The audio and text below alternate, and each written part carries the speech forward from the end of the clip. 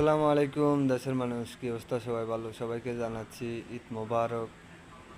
পবিত্র মাহে রমজানের শেষ ফজর আজান দিয়ে ফেলছে।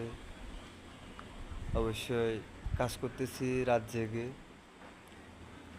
যাই হোক, ঈদের খুশিতে আমাদের তো খুশি নেই, কিন্তু কাজ করে রাত জেগে কাজ করতে হচ্ছে, কিছু করার নেই। এটা হচ্ছে যে আমাদের প্রবাসীদের জীবন। প্রবাসী বলতে কাজকর্ম আর কষ্ট নিয়ে বেঁচে থাকা। এখানে বাড়িঘর, বাড়িতে কাজ করতেছি, ওদের ওদের জন্য খানা ফাঁকাইতেছি।